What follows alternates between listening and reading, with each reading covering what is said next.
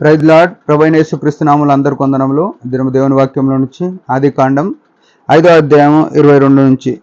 హానోకు మెతుషెలను కనిన తర్వాత 300 ఏండ్లు దేవునితో నడుచు కుమారులను కుమార్తెలను కనెను. హానోకు దినములనివి 365 ఏండ్లు. హానోకు దేవునితో నడిచిన తరువాత దేవుడు అతన్ని తీసుకొని పోయాను కనుక అతడు లేకపోయాను. ప్రియమైన వాళ్ళారా, హానోకు దేవునితో నడిచెను అని రాయబడే మాటలు మనం చదువుతూ వచ్చినాం. దేవునితో నడుస్తూ ఏం చేసినాడంటే కుమారులను కుమార్తెలను కనెను అంటే ఆయన కుటుంబ జీవితం కూడా ఉంది, కుటుంబాన్ని కూడా పోషించుకుంటున్నాడు అని రాసినారు. మన జీవితంలో మనం 60 సంవత్సరాలు తప్పితే 70, 80, 100 సంవత్సరాల కన్నా ఎక్కువ బతకలేము. అది దుఃఖంతో ఆయాసంతో బతుకుతాం. కానీ ఇందులో దేవునితో ఎంతవరకు సహవాసం ఉన్నామనేది ప్రాముఖ్యమైన విషయం. ఈ లోకంలో మనం ఎంతసేపు జీవించినామనే విషయం కంటే, ఎన్ని రోజులు బతికినామనకంటే దేవునితో బతికిన దినాలు చాలా ప్రాముఖ్యమైనవి. అవి మనకే నిత్యత్వంలో పరిగణలోనికి వచ్చే దినాలు అవి. ఇక్కడ హానోకు 300 ఏండ్లు దేవునితో నడిచను అంటే ఎంత గంభీరమైన జీవితం కదా. దేవునితో నడవడానికి కావలసిన అర్హత ఏంది అని ఆలోచన చేస్తే పరిశుద్ధమైన జీవితం.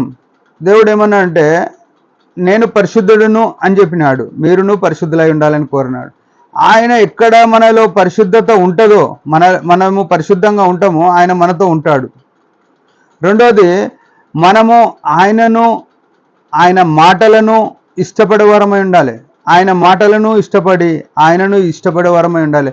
మొదట నా రాజ్యము నా నీతిని వెతుకుమని రాయబడింది.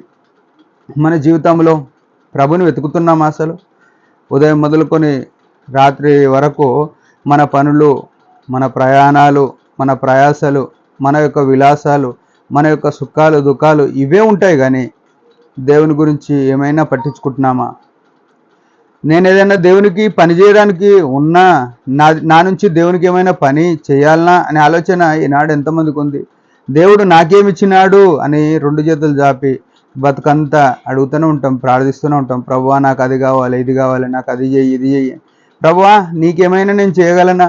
నీ ఇష్టమానుసారంగా నన్నేమైనా వాడుకో అని మనం ప్రభుని ఎప్పుడైనా సమర్పించుకున్న దినం అనేది ఉందా? హానోకైతే దేవునితో నడిచినాడు. తన పని ఉన్నదా? తన పని గురించి ఏం పరిశుద్ధాత్ముడు రాయలేడు. కానీ దేవునితో నడిచే విషయంలో ఆయన తన సమస్తమైన పనులు పక్కన పెట్టినాడు. తన పని ఎప్పుడు చేసిండో తెలియదు, తన కుటుంబ జీవితం ఏముందో తెలియదు. కానీ దేవునితో నడిచినాడు. మరి కుమారులు కుమార్తెలుగా ఉన్నట్టు చూస్తున్నాం. మనకు కుమారులు కుమార్తెలు ఉండొచ్చు, భార్య కుటుంబం ఉండొచ్చు, ఇంకేమైనా ఉద్యోగం ఉండొచ్చు, ఇంకేమైనా ఉండొచ్చు. కానీ అన్నిట్లో దేవుని దృష్టిలో కనబడేది ఏంటంటే ఇక్కడ అదే మాట రాసినారు, దేవునితో నడిచిన 300 సంవత్సరాలు లెక్కకున్నాయి. దేవునితో నడిచిన 300 సంవత్సరాలు ఉన్నాయి కనుక దేవుడు తీసుకొని పోయినాడు. మనం కూడా ఈ లోకంలో దేవుని దగ్గరికి వెళ్ళాలి, పరలోకం పోవాలని క్రైస్తవులుగా యేసు ప్రభు రక్తంతో కడగబడి రక్షణ మారు మనసు బాప్తిసం పొందిన వాళ్ళ మనము ఆయనతో నడవకపోతే ఆయన మనల్ని తీసుకొని పోలేడు. ఆయన తీసుకుపోవాలంటే ఆయనతో నడవాలి. ఈ హానోకు దేవుడు తీసుకొని పోయినాడు అంటే హానోకును ఆయన దేవునితో నడిచినాడు. నువ్వు ఈ లోకంలో నీ ఇష్టానుసారంగా నడిచి నన్ను తీసుకుపోలేడు దేవుడు అంటే ఇక్కడ ఉన్న వాళ్ళు సంతృప్తి పడడానికే నీ పెట్టె మీద రాస్తుండొచ్చు ప్రభునందు నిద్రించినాడని, నీ సమాధి మీద రాస్తుండొచ్చు మంచి పోరాటం పోరాడినాడని. కానీ పరలోకంలో మాత్రం మనకు ప్రవేశం ఉండాలంటే మనము మన సొంత పనుల కంటే ప్రాముఖ్యంగా దేవునితో నడిచే పనిలో మనం ఉన్నామా?